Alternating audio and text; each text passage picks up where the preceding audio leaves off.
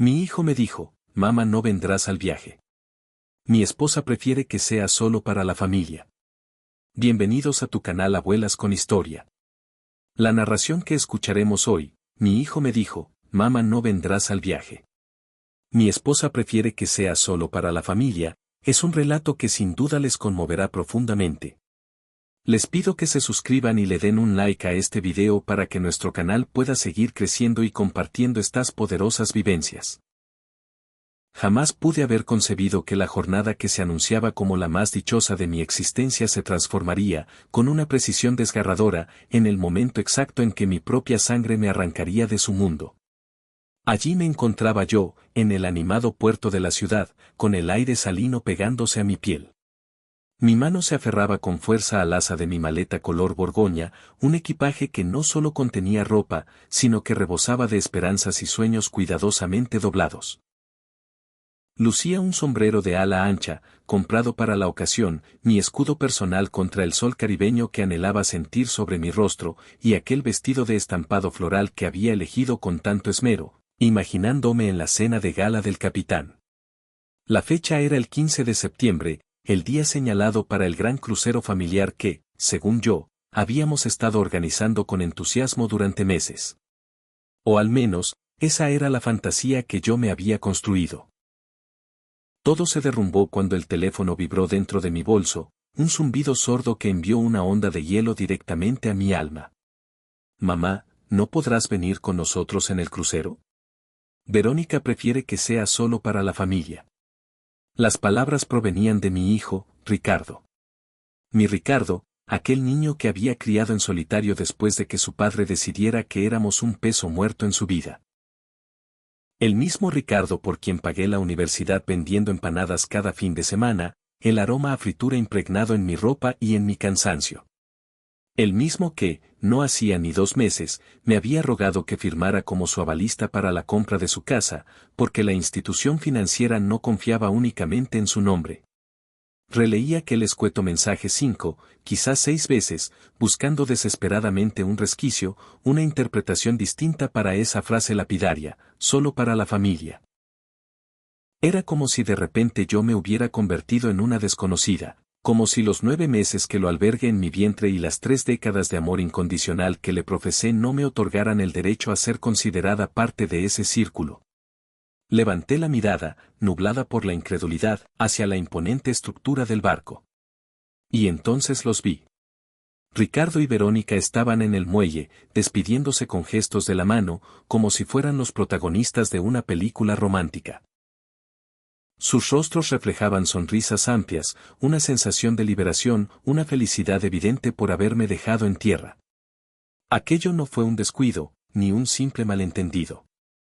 Fue una elección deliberada, una declaración de su independencia forjada sobre los pedazos de mi corazón. Me quedé inmóvil en ese muelle, aferrada a mi maleta ahora inútil, sintiendo el ridículo peso de mi sombrero nuevo, mientras el coloso de acero comenzaba a deslizarse lentamente por el agua, llevándose no solo a mi hijo, sino también la última pizca de ilusión de que alguna vez fui una pieza importante en su vida. Lo más doloroso no fue la humillación ante la multitud, ni las miradas cargadas de compasión de los otros pasajeros que sí pudieron embarcar.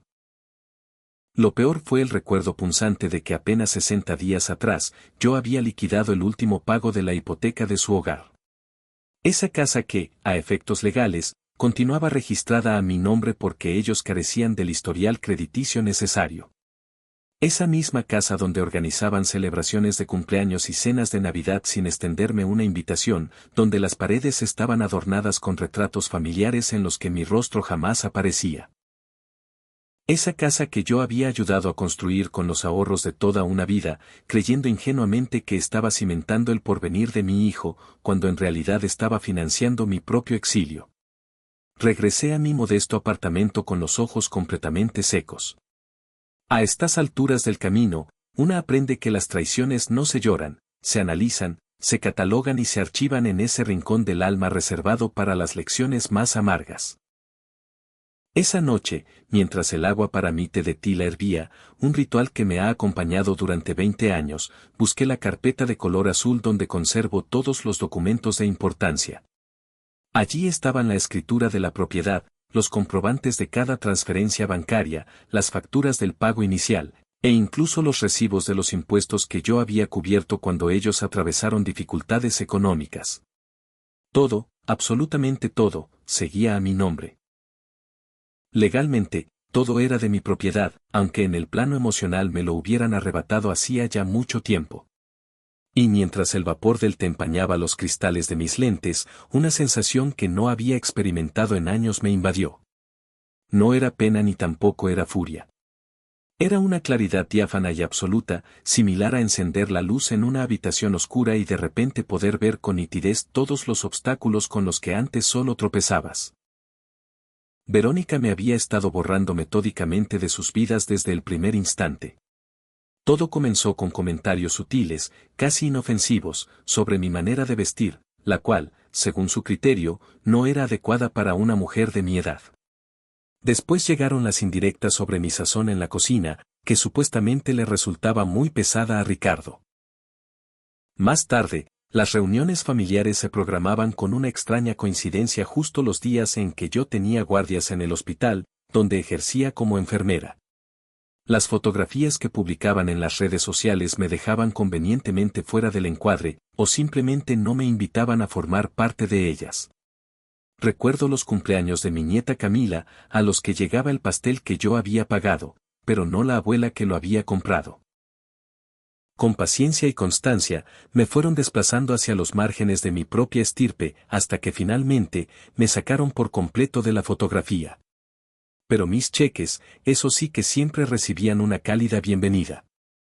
Las transferencias para el pediatra de la niña, el dinero para las vacunas, la ayuda para el coche nuevo que necesitaban con urgencia, los fondos para las reparaciones de la casa de la que, técnicamente, yo seguía siendo la dueña. Yo no era un miembro de su familia. Yo era su cajero automático personal, con sentimientos que podían ser desechados a conveniencia. Esa noche, mientras el crucero se internaba más y más en el océano y ellos, segaramente, brindaban con champán bajo un manto de estrellas, yo tomé una decisión diferente.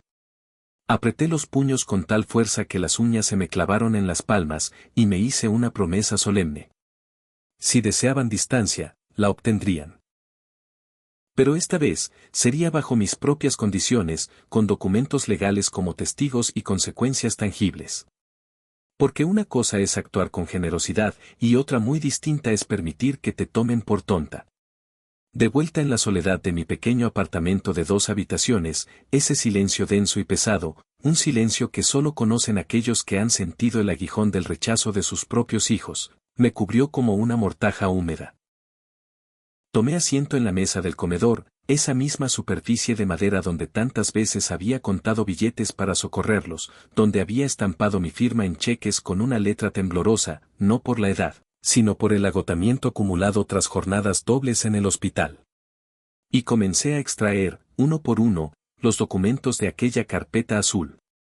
La escritura original, donde mi nombre, Elena Vargas, figuraba en letras mayúsculas y claras como la única y legítima propietaria. Los comprobantes de las transferencias bancarias, que sumaban una cantidad superior a los $80,000 en un lapso de 5 años.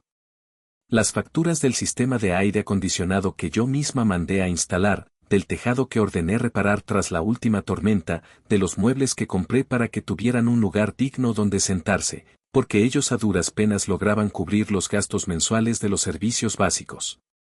Toda la evidencia estaba allí, en blanco y negro. Pruebas irrefutables de que aquella casa me pertenecía más a mí que a ellos, aunque fueran sus cuerpos los que descansaban en sus habitaciones cada noche. A medida que organizaba los papeles en pilas ordenadas sobre la mesa, los recuerdos dolorosos también se agolpaban en mi mente. Verónica, con su sonrisa perfecta, digna de un anuncio de dentífrico, y sus palabras recubiertas de veneno. Recuerdo una vez que me dijo, frente a toda la familia, que yo hablaba con un tono de voz demasiado elevado y que eso la alteraba.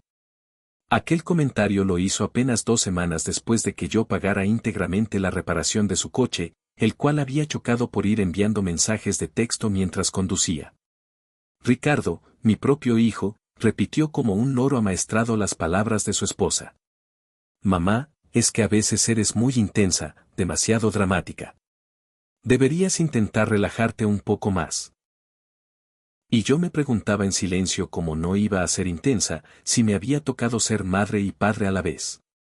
¿Cómo no serlo, si había trabajado turnos dobles durante 15 largos años para que él pudiera vestir ropa de marca y asistir a una universidad privada? ¿Cómo, si en más de una ocasión me había saltado comidas para asegurarme de que a él nunca le faltara nada en su plato? Pero, por supuesto, cuando necesitaron dinero para el pago inicial de su nueva camioneta, en ese momento sí que me convertí en la madre perfecta, la salvadora, la personificación de la generosidad. Los pequeños desprecios fueron erigiendo un muro invisible, pero sólido, entre nosotros.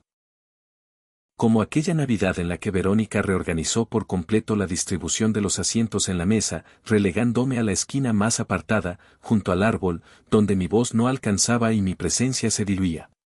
O cuando celebraron el bautizo de Camila, y yo me enteré del evento al ver las fotografías publicadas en Facebook, porque se les olvidó comunicarme la fecha exacta, a pesar de llevar meses planeándolo. O aquella otra vez, cuando organizaron una parrillada familiar para celebrar el ascenso de Ricardo en su trabajo. Casualmente, la celebración coincidió con el día de mi 58º cumpleaños, y nadie, absolutamente nadie, se acordó ni de llamarme para felicitarme. Yo siempre encontraba una justificación para su comportamiento. Están muy ocupados con la bebé. Son jóvenes, están construyendo su propia vida. Ya tendrán tiempo de madurar y comprender todo lo que hice por ellos. Pero no se trataba de inmadurez, era una estrategia fríamente ejecutada para eliminarme de sus vidas mientras seguían beneficiándose de mi billetera. Poco a poco, con cada gesto y cada omisión, me fueron empujando hacia el borde del precipicio, hasta que finalmente me dejaron caer, sin siquiera molestarse en mirar hacia abajo para ver cómo me estrellaba. Y lo más triste de todo es que yo seguí defendiéndolos, incluso cuando ya yacía en el suelo, con el corazón hecho añicos.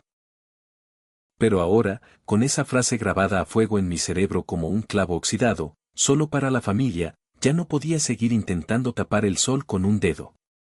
Ya no podía seguir engañándome a mí misma.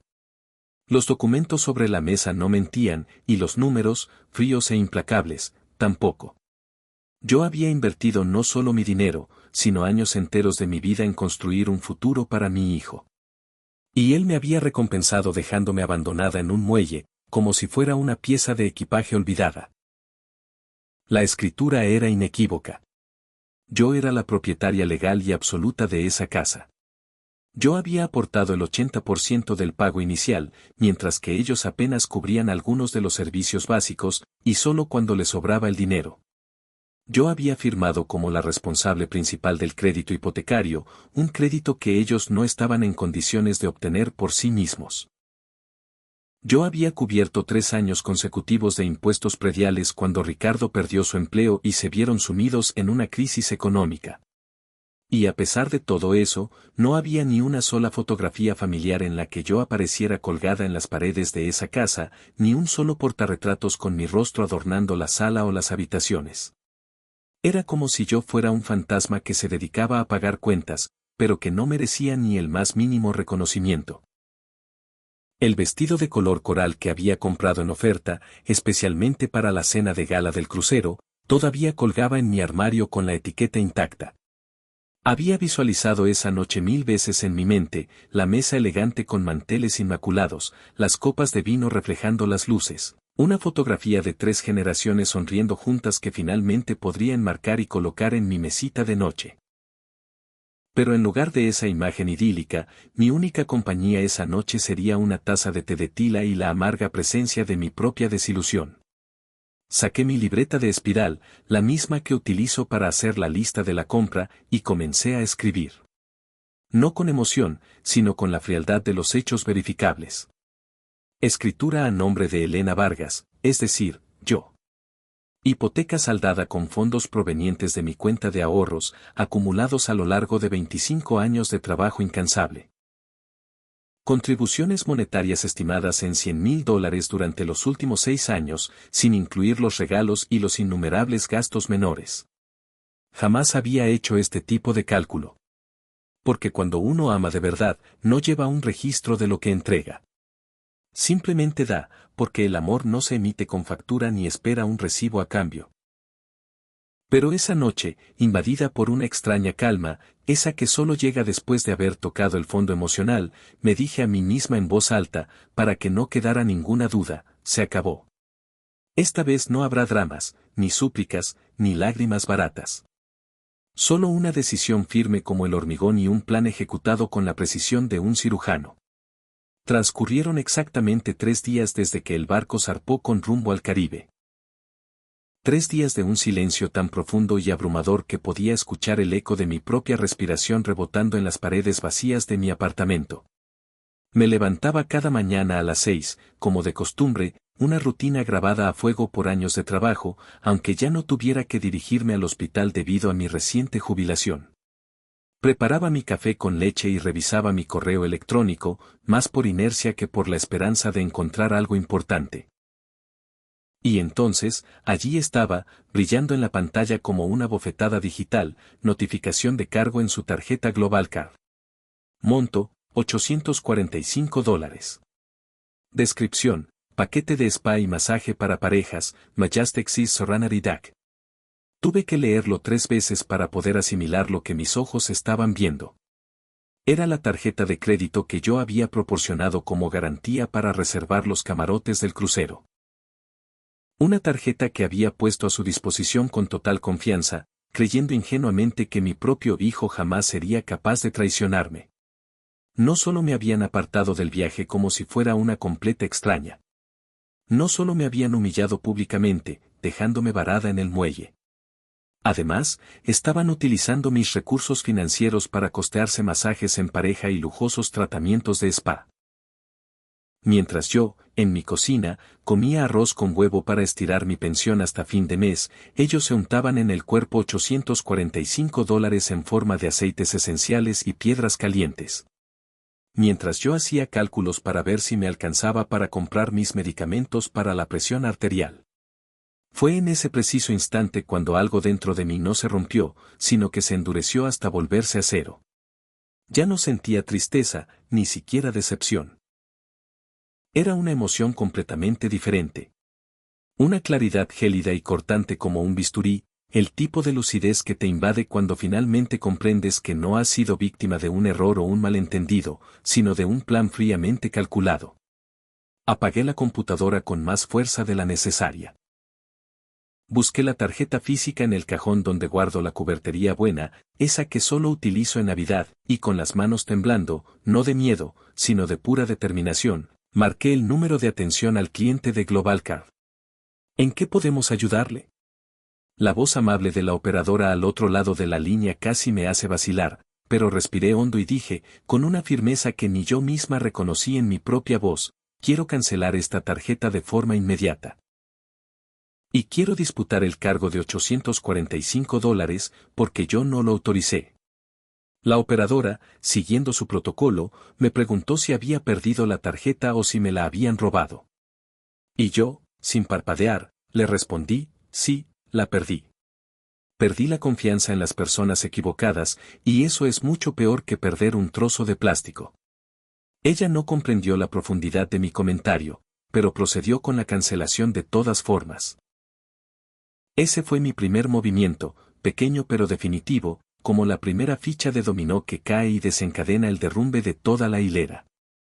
Mi segundo movimiento fue volver a la carpeta azul y revisarla por completo, de principio a fin, pero esta vez con una nueva perspectiva. Leí cada una de las cláusulas del contrato de compraventa original. Examiné cada documento firmado ante notario. Verifiqué cada detalle legal, y allí estaba, impreso en letra clara y con sellos oficiales. Yo, Elena Vargas, era la propietaria absoluta e indiscutible de esa casa. Nunca habíamos formalizado ningún tipo de traspaso, porque Ricardo siempre me decía, ¿para qué, mamá? Si esto es de la familia. ¿Para qué vamos a gastar dinero en abogados y notarios si, al fin y al cabo, ya vivimos aquí? Sí, claro, de familia. Hasta que la familia se convierte en un estorbo. A nivel legal, esa casa era 100% de mi propiedad, y ellos, técnicamente, no eran más que inquilinos sin contrato a los que yo había permitido vivir allí por amor, no por obligación. Me preparé otra taza de té, pero esta vez no fue de tila para relajarme, sino de té negro, bien cargado. Necesitaba estar completamente despierta y alerta. Busqué en mi agenda de contactos el número de Felipe, mi abogado. El mismo que me había ayudado con el divorcio 20 años atrás, cuando mi esposo se marchó con su secretaria, dejándonos en la más absoluta precariedad. El mismo que me representó cuando sufrí un accidente laboral y luchamos juntos por la indemnización. El único hombre, además de mi padre, que nunca me había visto como una tonta, sino como una mujer que merecía todo el respeto. Felipe, soy Elena.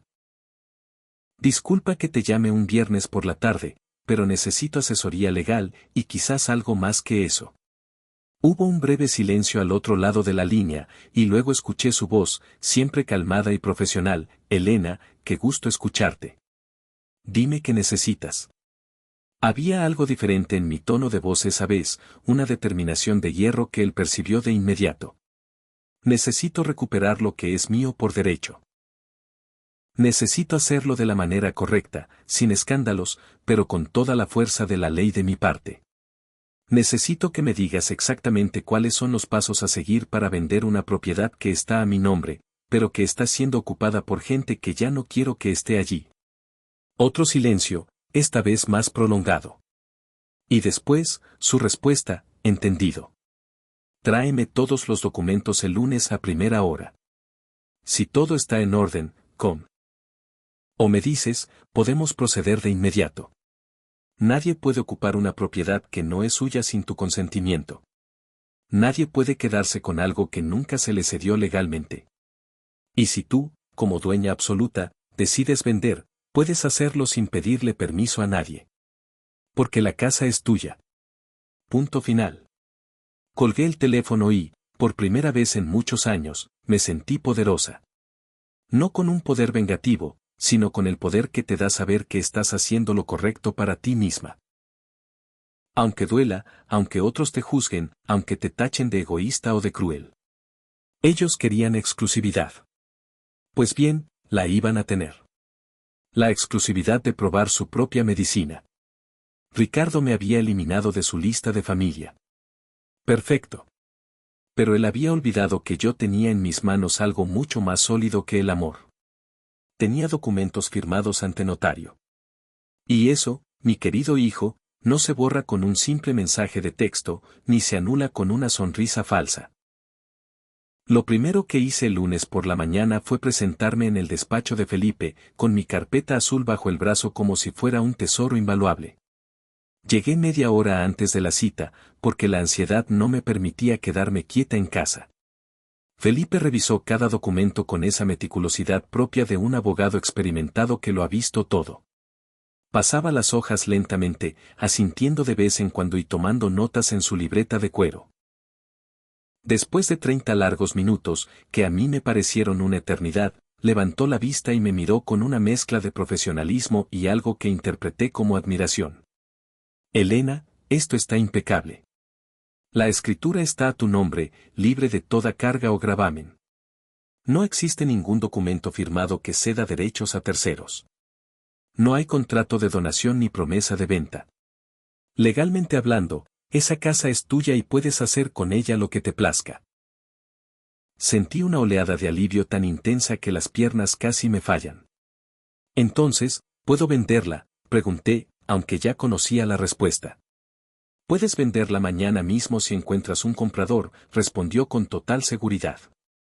Ni siquiera tienes la obligación de notificarles con antelación, porque ellos no poseen ningún derecho legal sobre la propiedad. Son ocupantes que tú permitiste por voluntad propia, pero esa voluntad puede ser revocada en cualquier momento. Eso sí, te recomiendo que hagamos todo por la vía correcta.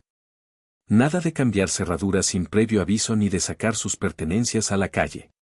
Debemos seguir el proceso legal de desalojo si fuera necesario, aunque confío en que no lleguemos a ese extremo. Pero para vender, no necesitas su firma ni su aprobación. Solo tu voluntad como única dueña. Salí de aquel despacho sintiendo que caminaba sobre las nubes. Esa misma tarde, hice algo que jamás me hubiera imaginado haciendo. Llamé a una agente inmobiliaria. Pero no a una cualquiera, sino a Mónica, una mujer conocida por su discreción y profesionalismo, especializada en ventas rápidas y confidenciales. Le expuse mi situación sin ahondar en detalles emocionales, limitándome a los hechos concretos. Tengo una casa que deseo vender con urgencia. Se encuentra en un estado excelente, porque yo misma me he encargado de todas las reparaciones y el mantenimiento. Necesito un comprador serio, que pague en efectivo y que pueda cerrar la transacción en menos de 3 semanas. Mónica no hizo preguntas incómodas. Se limitó a tomar nota de todo y me dijo, con esa eficiencia que caracteriza a la gente exitosa, déjamelo a mí. A mí, Elena Vargas. Tengo una cartera de clientes buscando precisamente una propiedad con esas características. Le llamo en 48 horas con novedades. Y, fiel a su reputación, cumplió su palabra. 2 días más tarde, mi teléfono sonó puntualmente a las 10 de la mañana. Elena, tengo una propuesta que estoy segura le va a interesar. Se trata de una pareja joven de profesionistas que acaban de ser transferidos a la ciudad por motivos laborales. Buscan algo que esté listo para ser habitado de inmediato. Y lo más importante, pagan en efectivo, sin necesidad de trámites crediticios. Ofrecen el precio completo que usted solicitó, sin intentar regatear un solo centavo. Y el detalle culminante, pueden cerrar la operación el 30 de septiembre. Por una de esas coincidencias que parecen escritas en las estrellas, era exactamente el mismo día en que Ricardo y Verónica debían regresar de su idílico crucero. La sincronía era tan perfecta que se sentía como una intervención del universo. Acepté sin la más mínima vacilación.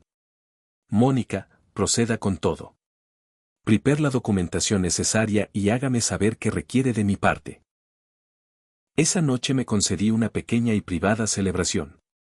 Me serví una copa de vino tinto de una botella que había estado guardando durante años, a la espera de una ocasión verdaderamente especial. Brindé frente a mi propio reflejo en el espejo del baño y me dije en voz alta, con una convicción que resonó en el pequeño espacio, Elena Vargas, esto es por ti, por tu dignidad, por todos los años en que permitiste que te pisotearan creyendo erróneamente que eso era amor. La casa ya tenía un nuevo dueño legalmente asignado, aunque sus ocupantes actuales todavía vivían en la ignorancia. El juego de llaves cambiaría de manos el mismo día en que ellos volvieran a pisar tierra firme, después de disfrutar de unas vacaciones pagadas indirectamente con mi sacrificio. Una sonrisa se dibujó en mi rostro, no era una sonrisa de malicia, sino algo mucho más puro y satisfactorio, era la sonrisa de la justicia. Ellos se habían quedado con el crucero, las fotografías perfectas, los tratamientos de spa, los masajes y su anhelada exclusividad. Pero yo me estaba llevando algo infinitamente más valioso. Me llevaba mi libertad, mi recuperada autoestima y la casa que había construido con el sudor de mi frente. Al 4.º día del crucero, cuando ya habían cruzado el ecuador de su viaje, recibí un mensaje de voz en mi teléfono. No fue una llamada directa, ni una videollamada donde tuviera que enfrentarse a mi mirada y pedirme el perdón que la situación ameritaba. Fue un simple y cobarde mensaje de audio, de esos que se graban de manera casual, mientras se realiza otra actividad, sin concederle la menor importancia. Mamá, hola. Espero que estés bien. Mira, Verónica ha estado un poco estresada con todo este asunto. Ella solo quería que este viaje fuera algo especial para nosotros como pareja, como familia nuclear, ¿entiendes? Pero igual te queremos mucho, y cuando regresemos, hablamos con calma. Todo está bien. Un beso, cuídate. Reproduje aquel mensaje 3 veces, esforzándome por encontrar un atisbo de sinceridad en sus palabras, pero solo hallé excusas baratas y una manipulación emocional tan burda que resultaba insultante, todo envuelto en un tono despreocupado. Así que ahora resultaba que el motivo para excluirme de un viaje que yo había ayudado a financiar era que Verónica estaba estresada. Claro, porque es de conocimiento popular que cuando una persona está estresada, su primera reacción es dejar a su suegra abandonada en un muelle. Y esa frase, familia nuclear, como si yo fuera un residuo radiactivo del que era imperativo deshacerse para mantener la pureza del núcleo familiar. Te queremos mucho.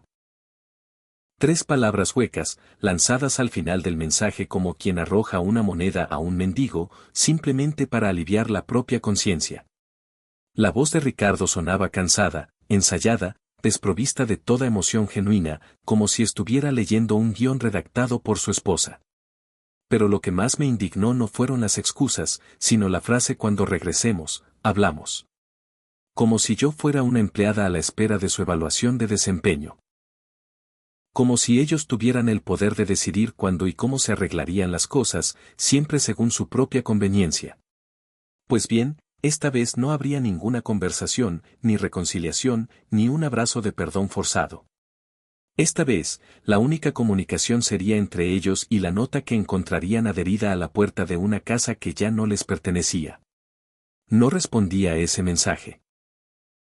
No porque no supiera qué decir, sino porque ya no sentía la necesidad de justificarme, ni de reclamar, ni de mendigar migajas de atención.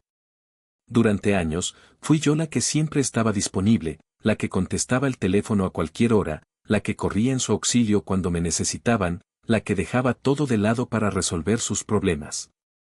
Pero ahora, yo tenía asuntos mucho más importantes en los que ocupar mi tiempo. Asuntos como coordinar la venta de una propiedad, firmar documentos ante notario y empacar décadas de recuerdos en cajas de cartón.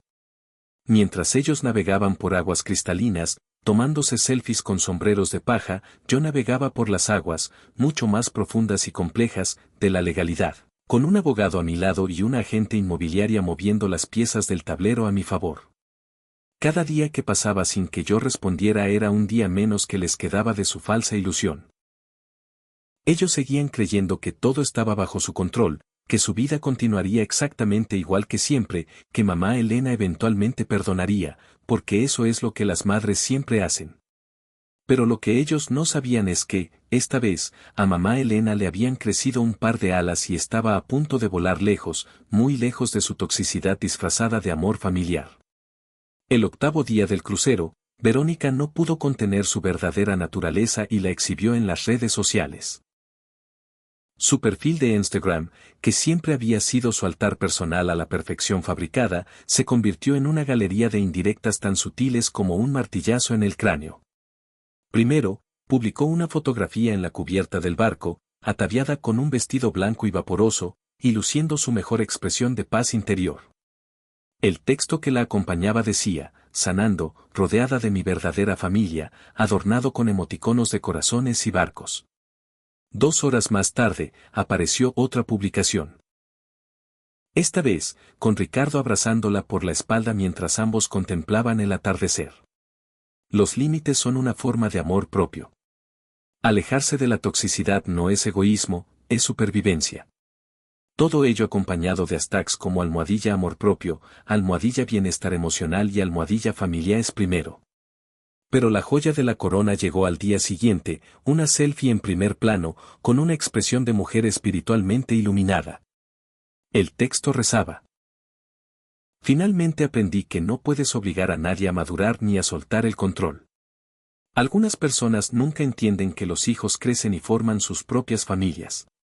Bendecida de poder sanar lejos del drama. Hice una captura de pantalla de cada una de esas publicaciones, guardándolas con fecha, hora y texto completo.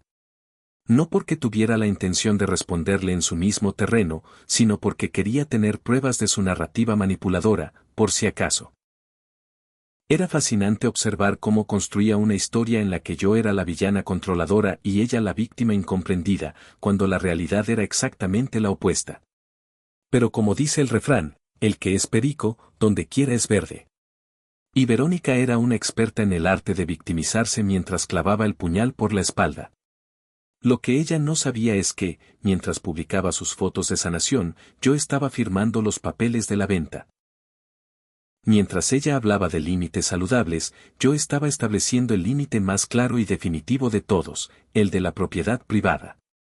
Mientras ella se pintaba a sí misma como la nuera incomprendida, yo me estaba convirtiendo en la suegra que finalmente había entendido el juego y había decidido cambiar las reglas. Sus seguidoras, como era de esperar, Le prodigaban corazones y comentarios de apoyo incondicional, totalmente de acuerdo, reina. Tienes todo el derecho a proteger tu espacio, qué admirable tu madurez emocional. Pero hubo algunos comentarios que me hicieron sonreír con satisfacción. Una usuaria escribió, ¿pero la casa no era de tu suegra? Otra preguntó directamente, ¿ella pagó todo, o ustedes? Y un viejo conocido de Ricardo, que al parecer seguía la cuenta, comentó con un emoticono pensativo, conozco esta historia y no es exactamente como la cuentas, amigo. El castillo de arena de su narrativa perfecta comenzaba a mostrar las primeras grietas, pero ellos seguían navegando, ajenos a la tormenta que los esperaba en tierra firme. Ricardo intentó hacer un control de daños publicando una historia vaga y genérica, hay cosas que no se resuelven en las redes sociales, sino en privado, con las personas involucradas. Pero ya era demasiado tarde. El daño a su imagen estaba hecho. Yo no dije nada. No publiqué nada. No comenté nada. Porque cuando una tiene la verdad de su lado, respaldada por documentos legales firmados ante notario, no necesita defenderse en las redes sociales. La verdad no necesita marketing, necesita hechos. Y mientras ellos libraban su guerra de imagen en Instagram, yo libraba mi guerra legal en el despacho de Felipe, con munición de papel sellado. Las redes sociales son el espejo donde la gente proyecta lo que quiere ser, no lo que es. Y ese espejo estaba a punto de hacerse añicos el 30 de septiembre, cuando regresaran a una casa que ya tenía otros dueños. Me mudé 2 semanas antes de que ellos regresaran. No porque tuviera prisa, sino porque quería cerrar ese capítulo de mi vida por completo antes de que el drama inevitable comenzara. Encontré un apartamento pequeño pero luminoso, cerca de la playa. Un lugar donde el sonido de las olas reemplazaría el sonido de las excusas. Un espacio que era enteramente mío, sin hipotecas emocionales ni deudas de gratitud pendientes. Empaqué solo lo esencial, mi ropa, mi vajilla favorita, los libros que había leído 1000 veces, las fotografías de cuando Ricardo era un niño, antes de que Verónica llegara para reescribir nuestra historia familiar. Dejé el sofá gris, ese donde ellos se sentaban como reyes en mi castillo. Que lo usaran los nuevos dueños si querían, o que lo tiraran a la basura. Me daba exactamente igual. También dejé la mesa del comedor, esa sobre la que tantas veces serví comidas que ellos devoraban sin siquiera pronunciar un gracias. Los nuevos propietarios me habían pedido que dejara algunos de los muebles, ya que venían de otra ciudad y necesitaban algo con lo que empezar. Perfecto. Me ahorré el esfuerzo de tener que moverlo todo. La noche antes de entregar las llaves, hice un último recorrido por esa casa que había construido con tanto amor y tanto sacrificio. Toqué las paredes, como despidiéndome, no de los ladrillos, sino de la ilusión de que algún día llegarían a valorarme. Abrí las ventanas de par en par, para que el aire fresco entrara y se llevara consigo todas las energías pesadas que se habían acumulado. Barrí por última vez el suelo de madera que yo misma había mandado a instalar. Y cuando terminé, me quedé de pie en medio de la sala vacía, sintiendo algo extraño. No era tristeza, ni tampoco alegría. Era alivio. Luego, saqué una hoja de papel en blanco de mi bolso y, con mi mejor caligrafía, escribí la nota que lo cambiaría todo. Estimados, esta propiedad ha sido vendida legalmente. La escritura fue transferida a sus nuevos propietarios el día de hoy, 30 de septiembre. No intenten ingresar, ya que las cerraduras han sido cambiadas. Cualquier consulta o reclamo debe ser dirigido al abogado Felipe Ríos, adjunto su tarjeta profesional. Firmado, Elena Vargas, propietaria legal. Leí la nota 3 veces para asegurarme de que el tono fuera firme, pero no agresivo, legal, pero no frío, definitivo, pero no cruel. La pegué en la puerta principal con cinta adhesiva gruesa, de esa que no se despega con facilidad.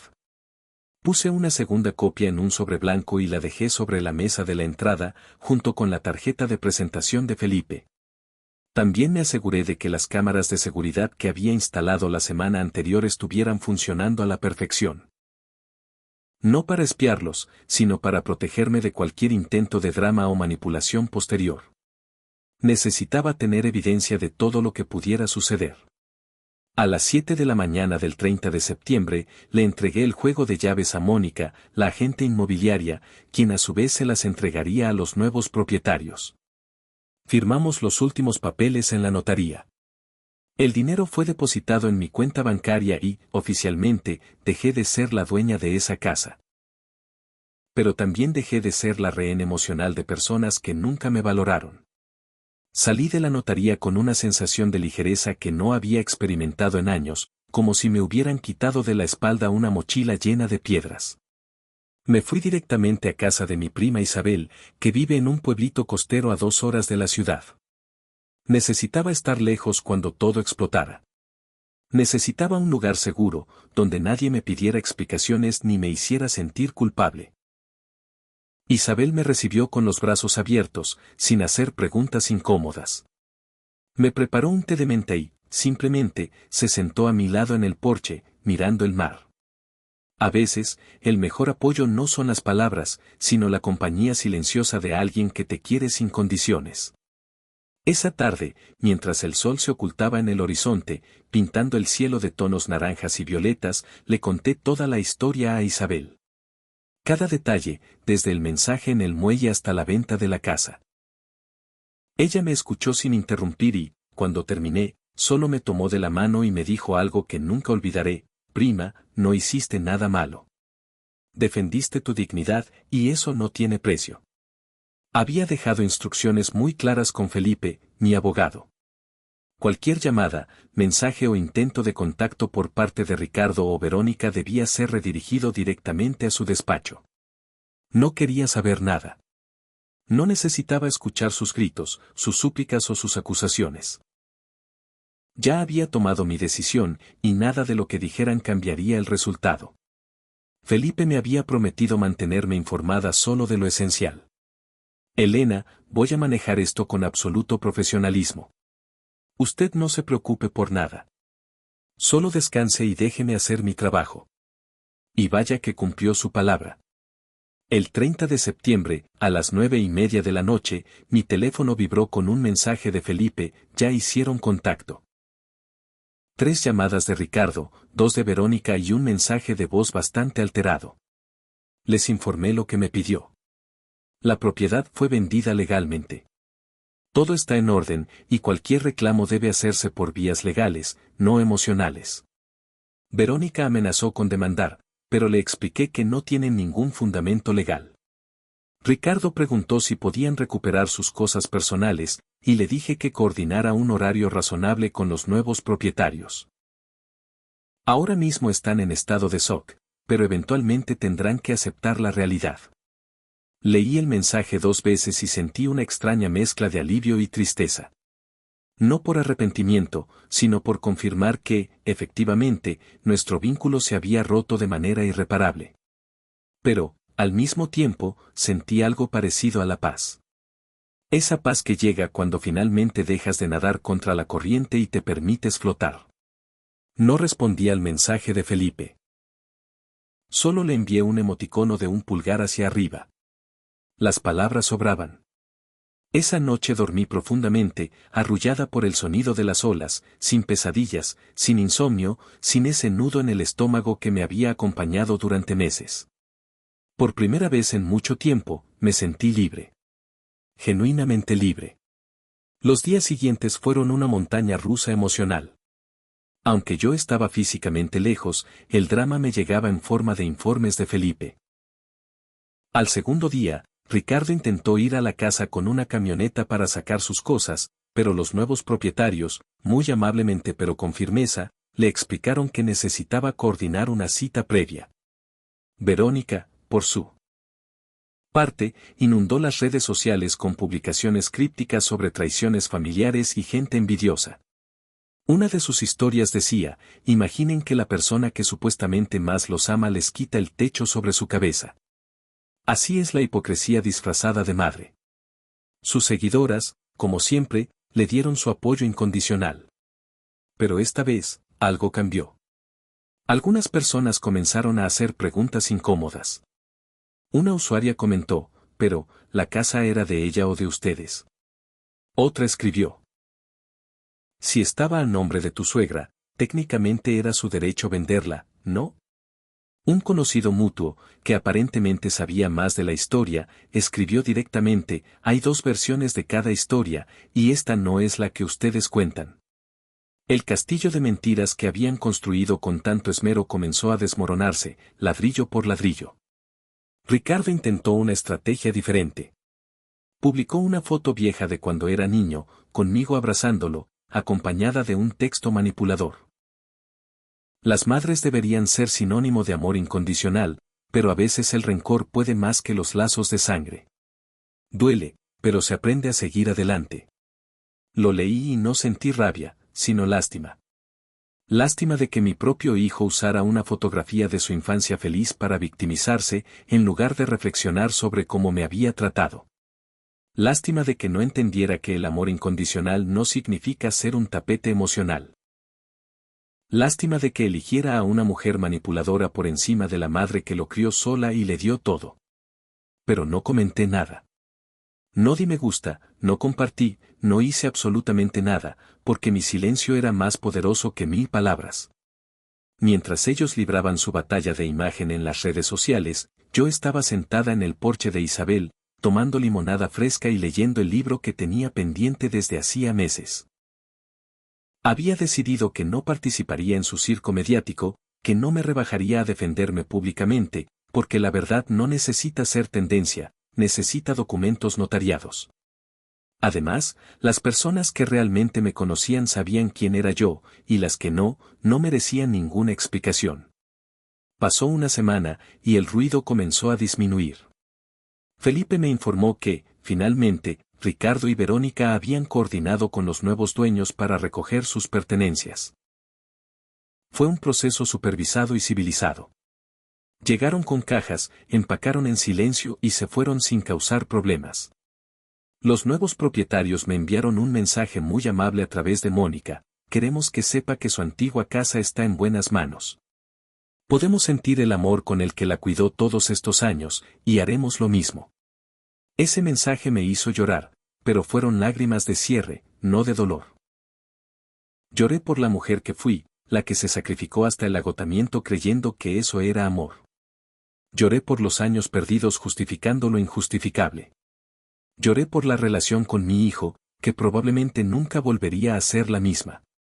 Pero también lloré de alivio, porque finalmente había puesto un límite y había elegido mi propia dignidad por encima de la comodidad de ellos. 2 semanas después, recibí un mensaje de Ricardo. No fue a través de Felipe esta vez, sino directo a mi teléfono. Mamá, necesitamos hablar. Esto no puede quedar así. Entiendo que estés molesta, pero vender la casa fue demasiado extremo. Verónica está devastada, y yo también. ¿Cómo pudiste hacernos esto después de todo? Leí aquel mensaje con una calma que me habría sido imposible en otros tiempos. El teléfono no se sentía pesado en mi mano, ni mi pulso se aceleró. Lo observé como si se tratara de un texto enviado por un completo desconocido, analizando cada palabra, cada giro de la frase, con la distancia de un espectador. Desmonté cada una de sus estrategias de manipulación con una claridad mental que me sorprendió a mí misma. Tenemos que hablar, comenzaba, como si yo estuviera bajo la obligación de concederle una audiencia, de ofrecerle explicaciones por mis decisiones. Luego, entiendo que estés molesta, una frase que minimizaba mi profundo dolor, reduciéndolo a un simple berrinche pasajero, a un capricho de mujer resentida. Calificar la venta de la casa como demasiado extremo era la cumbre de la hipocresía.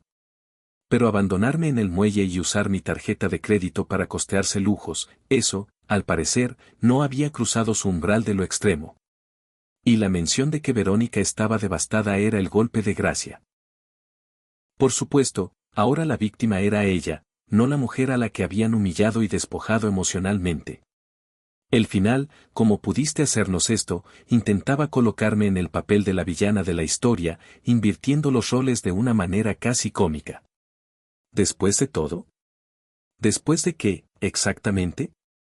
Después de haberme utilizado como su banquera personal, después de haberme excluido sistemáticamente de sus vidas, después de haberme borrado de su álbum familiar.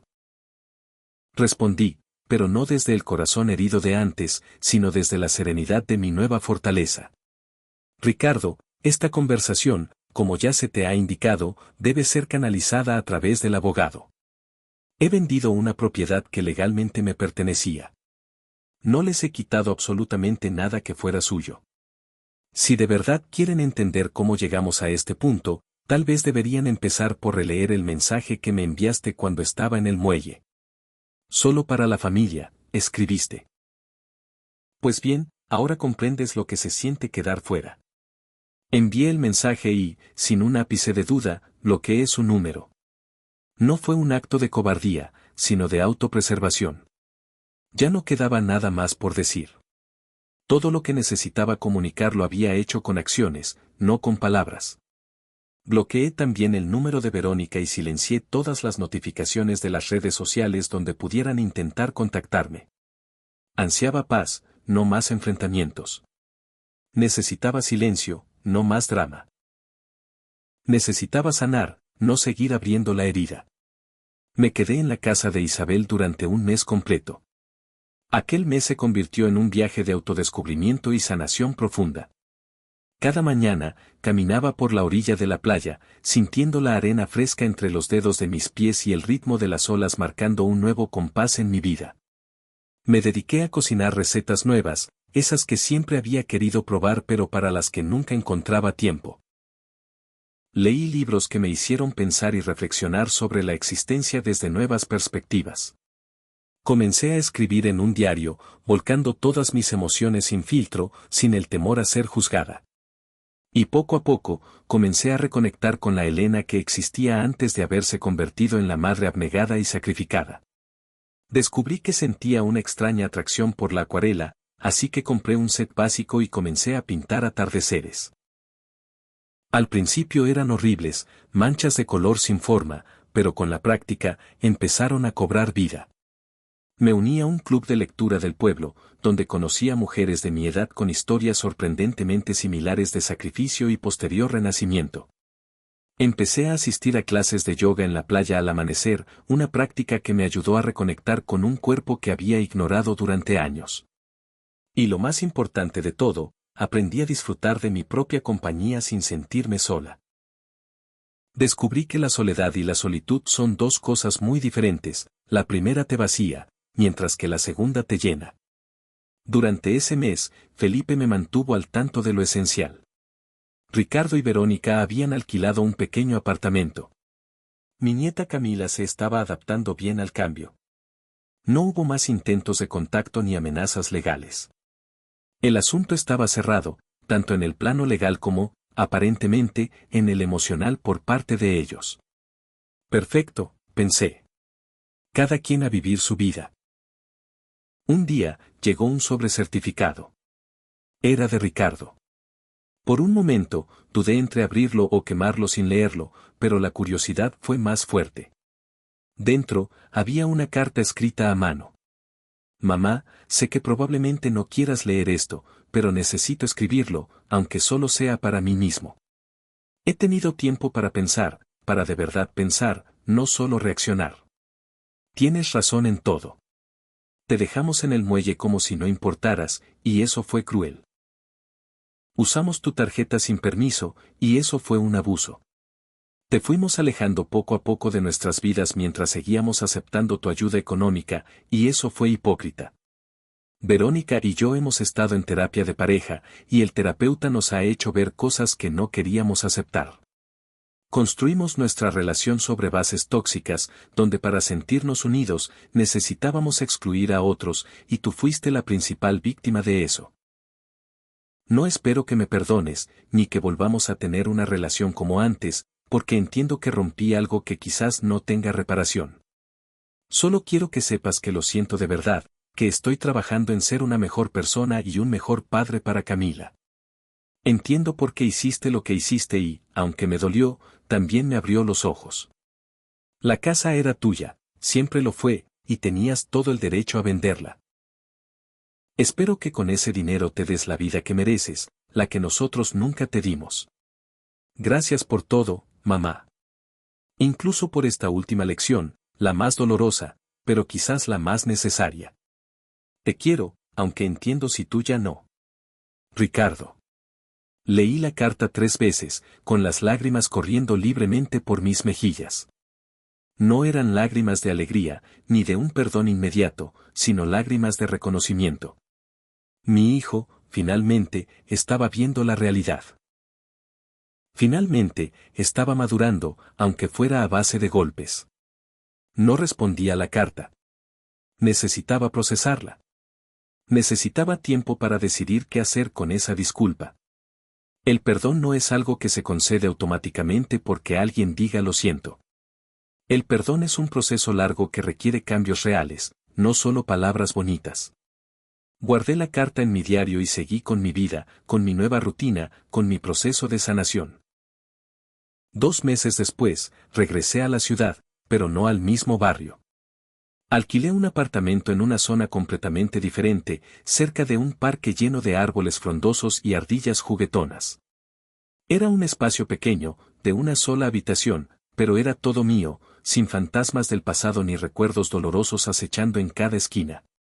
Lo decoré a mi gusto, con colores que me transmitían calma, con plantas que me daban vida, con los cuadros que yo misma había pintado en la playa. No había fotografías familiares en las paredes, solo paisajes y flores. Mi nueva vida no incluía el pasado, al menos no de una manera visible. Conseguí un trabajo de medio tiempo en una librería del barrio, no porque necesitara el dinero, gracias a la venta de la casa, sino porque necesitaba una estructura y un propósito. Estar rodeada de libros me producía una alegría serena. Conversar con los clientes sobre sus lecturas me conectaba con el mundo de una forma nueva.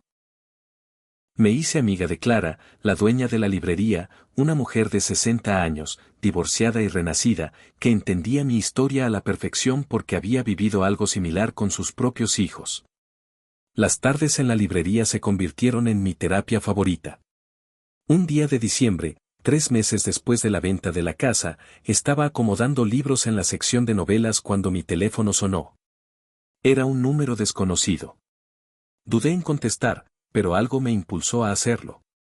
Hola, Elena. Soy Marta, la maestra de Camila. Disculpa que te llame así, de repente. Conseguí tu número a través de tu prima Isabel. Necesitaba hablar contigo sobre algo importante. Mi corazón se aceleró, temiendo que algo malo le hubiera pasado a mi nieta. ¿Está bien, Camila?, pregunté con voz temblorosa. Sí, físicamente está bien. Pero, Elena, ella te extraña mucho. En clase, hicimos un ejercicio sobre la familia, y dibujó una casa con 4 personas, pero luego borró a una. Cuando le pregunté por qué, me dijo, porque la abuela ya no puede venir. Se puso a llorar y no quiso hablar más del tema. Sentí como si me clavaran un puñal en el pecho. Ricardo y Verónica, ¿no te han dicho nada?, preguntó Marta. No he hablado con ellos desde que vendí la casa, respondí con la voz quebrada. Mira, Elena, yo no me meto en asuntos familiares, pero esa niña te necesita. No sé qué pasó entre los adultos, pero Camila no tiene la culpa. Tal vez podrías considerar, al menos, verla, aunque sea de vez en cuando. Los problemas de los grandes no deberían afectar a los pequeños. Colgué el teléfono y lloré allí mismo, entre los estantes de libros. Lloré porque tenía razón. Camila no tenía la culpa de nada. Ella era inocente en todo este desastre. Pero también tenía miedo. Miedo de abrir esa puerta y volver a ser lastimada. Miedo de que me utilizaran a través de mi nieta. Miedo de perder otra vez la paz que tanto me había costado construir. Esa noche no pude dormir. La imagen de Camila, su carita triste, sus risas que antes llenaban mis tardes, no me dejaban en paz. Recordé los momentos que pasábamos juntas antes de que todo se derrumbara. Ella solía ayudarme a hacer galletas, aunque siempre terminábamos más cubiertas de harina que las propias galletas. Me contaba historias inventadas sobre princesas valientes que rescataban a los dragones, en lugar de ser salvadas por príncipes. Me abrazaba con esa fuerza pura y sin reservas que solo tienen los niños cuando aman incondicionalmente. Al día siguiente, tomé una decisión. Le escribí un mensaje a Ricardo. Recibí una llamada de la maestra de Camila. Me gustaría verla, si estás de acuerdo. Esto no significa que todo esté arreglado entre nosotros, pero ella no tiene la culpa, y la extraño. Si aceptas, podemos coordinar un encuentro en un lugar neutral. La respuesta llegó 2 horas después. Mamá, gracias por escribir. Sí, por favor, Camila te necesita. ¿Qué te parece el Parque Central el sábado a las 11 de la mañana? Verónica y yo estaremos allí, pero nos mantendremos a distancia para que tengas tu espacio con ella. El sábado llegué al parque 15 minutos antes, con una bolsa llena de cuentas y cordones de colores para hacer pulseras, algo que sabía que a Camila le encantaba. Mi corazón latía tan fuerte que sentía que todos a mi alrededor podían escucharlo. A las 11 en punto, los vi llegar. Ricardo empujaba la bicicleta rosada de Camila, aún con rueditas. Cuando mi nieta me vio, se bajó de un salto y corrió hacia mí gritando, «Abuela, abuela». Me arrodillé justo a tiempo para recibirla en mis brazos y la abracé con una fuerza que probablemente le sacó el aire. «Te extrañé mucho, abuela». «¿Por qué ya no vienes a visitarme?», preguntó con esos ojos enormes, llenos de confusión e inocencia. «Porque los adultos a veces nos equivocamos, mi amor». «Pero ya estoy aquí», respondí, conteniendo las lágrimas. Pasamos 2 horas juntas, haciendo pulseras, jugando en los columpios, compartiendo un helado de chocolate, su favorito. Ricardo y Verónica se mantuvieron lejos, sentados en una banca, observando, pero sin interrumpir. Cuando llegó la hora de despedirnos, Camila me abrazó fuerte y me susurró al oído, «Te amo, abuela. Eres mi persona favorita en todo el mundo». Esas palabras me rompieron y me sanaron al mismo tiempo. Al despedirme, Ricardo se acercó tímidamente. «Gracias por venir, mamá. Significa mucho para ella, y para mí». Asentí, sin poder decir nada, porque las palabras todavía no salían con facilidad. Verónica se mantuvo a distancia, apenas levantando la mano en un saludo incómodo. Le devolví el gesto, pero sin sonreír. En el camino de regreso a casa, me di cuenta de algo importante. Podía tener una relación con mi nieta sin necesidad de arreglarlo todo con mi hijo. Podía establecer límites claros y mantenerlos. Podía amar a Camila sin permitir que me volvieran a lastimar. En los meses siguientes, establecí una rutina. Ver a Camila 2 veces al mes, ya fuera en el parque o en la librería donde trabajaba. A ella le encantaba visitarme allí y elegir libros nuevos para que los leyéramos juntas. Nunca fui a su casa, ni ellos vinieron a la mía. Mantuve esa distancia como una forma de protegerme. Ricardo intentó en algunas ocasiones iniciar conversaciones más profundas sobre lo que había pasado, pero yo, amablemente, le decía que no estaba lista. No era rencor, era autocuidado. Había aprendido que perdonar no significa olvidar, ni mucho menos volver a la misma situación de antes. Significa soltar el veneno, pero mantener la lección. Verónica, eventualmente, también intentó un acercamiento. Un día, después de dejar a Camila conmigo, me detuvo. «Elena, sé que no tengo derecho a pedirte nada, pero quiero que sepas que lo siento. Fui inmadura, egoísta y manipuladora. Mi propia madre me hizo algo similar y, en lugar de romper el patrón, lo repetí contigo. Estoy en terapia, trabajando en eso. No espero que seamos amigas ni que me perdones. Solo quería que lo supieras». La miré a los ojos, buscando cualquier señal de manipulación, pero solo vi cansancio y algo que se parecía a la honestidad. «Gracias por decirlo, Verónica», respondí. «El tiempo dirá si las acciones respaldan las palabras». Ella asintió y se fue, sin esperar más. Hoy, 3 años después de aquel fatídico mensaje en el muelle, mi vida es completamente diferente. Vivo en mi apartamento lleno de luz y plantas. Trabajo en la librería, rodeada de historias que me recuerdan que siempre hay un nuevo capítulo por escribir.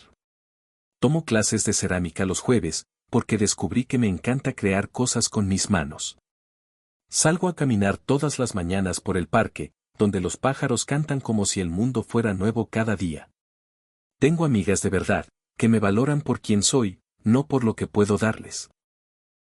Veo a Camila con regularidad, y nuestra relación es hermosa porque está construida sobre bases nuevas y honestas. Ricardo y yo hablamos de vez en cuando, conversaciones cordiales, pero con límites muy claros. Nunca volvimos a ser lo que éramos antes. Y está bien, porque lo que éramos antes no era sano. Él sigue en terapia, según me cuenta, y poco a poco, veo cambios pequeños pero reales en su forma de relacionarse conmigo. Ya no espera que yo resuelva sus problemas económicos. Ya no asume que estaré disponible cada vez que me necesite. Ya no minimiza mis sentimientos llamándome intensa o dramática.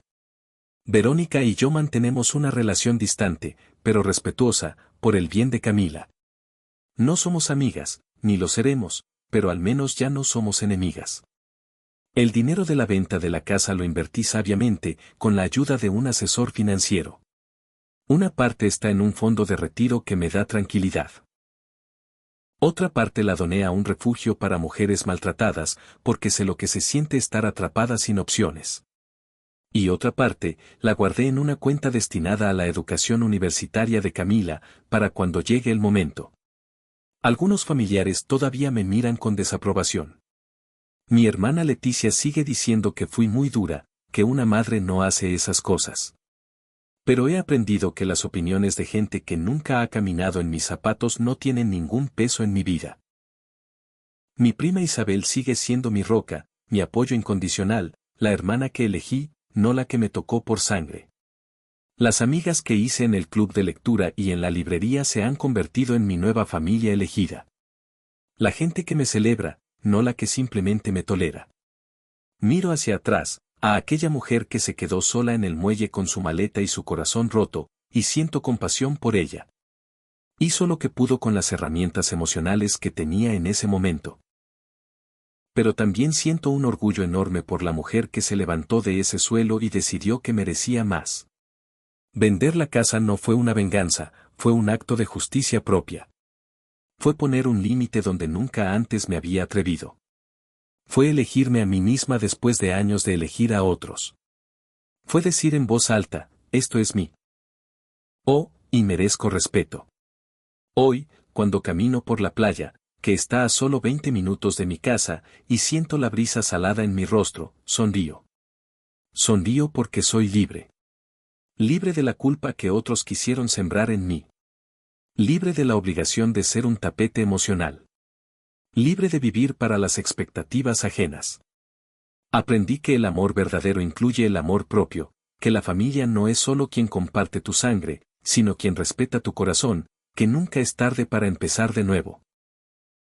Que la dignidad no tiene precio, y que a veces, decir no es el acto más amoroso que podemos hacer por nosotros mismos. Aquella frase que Ricardo escribió, solo para la familia, resultó ser profética, pero no de la manera que él pensó. Porque ahora, yo tengo mi propia familia. Una familia que elegí, que me cuida, que me valora. Una familia donde yo no soy la empleada, sino un miembro valioso. Y curiosamente, esa familia incluye a gente que no comparte mi apellido, pero sí mi corazón. Ricardo y Verónica aprendieron que las acciones tienen consecuencias, que el amor no es infinito cuando solo una parte lo alimenta, que las madres también tienen límites, aunque tarden años en encontrarlos. Camila está creciendo, hermosa y fuerte, y le estoy enseñando algo que nadie me enseñó a mí, que está bien poner límites, que está bien decir no, que está bien elegirse a una misma. Esa noche de septiembre, cuando el crucero zarpó sin mí, pensé que mi vida se había acabado. Pero en realidad, apenas estaba comenzando. Porque a veces, lo que parece un final es simplemente el universo cerrando una puerta para que encuentres el valor de construir tu propia casa. Y eso es exactamente lo que hice. Construí una nueva vida sobre los cimientos de mi dignidad recuperada. Y déjenme decirles que esta nueva casa es más pequeña que la anterior, pero tiene algo que la otra nunca tuvo, es completamente mía. No hay hipotecas emocionales ni deudas de gratitud. Solo paz, tranquilidad y la certeza de que finalmente aprendí la lección más importante, que el respeto empieza por una misma, y que no hay amor que valga la pena si requiere que te pierdas en el proceso. Hoy, miro mi reflejo en el espejo y veo a una mujer distinta. Con más canas, sí, pero también con más sabiduría. Con algunas arrugas nuevas, pero también con una sonrisa más genuina. Con cicatrices en el corazón, pero también con alas en el espíritu. Soy Elena Vargas, 62 años, enfermera jubilada, trabajadora de librería, amante de la cerámica, caminante de playas, abuela a tiempo parcial y, por primera vez en décadas, dueña absoluta de mi propia vida. Y si pudiera volver atrás, al día del muelle, no cambiaría nada, porque ese dolor insoportable fue el empujón que necesitaba para finalmente despertar. A todas las mujeres que están escuchando esto, que han dado tanto, que se han sacrificado hasta desaparecer, que han amado hasta vaciarse, quiero decirles algo importante: ustedes también merecen respeto. Ustedes también merecen límites. Ustedes también merecen elegirse a sí mismas. No es egoísmo, es supervivencia. No es crueldad, es amor propio. Y nunca, nunca es demasiado tarde para empezar de nuevo. Porque la vida no termina cuando te dejan en el muelle. La vida empieza cuando decides que mereces un boleto en tu propio barco. Y ese viaje, créanme, es el más hermoso de todos.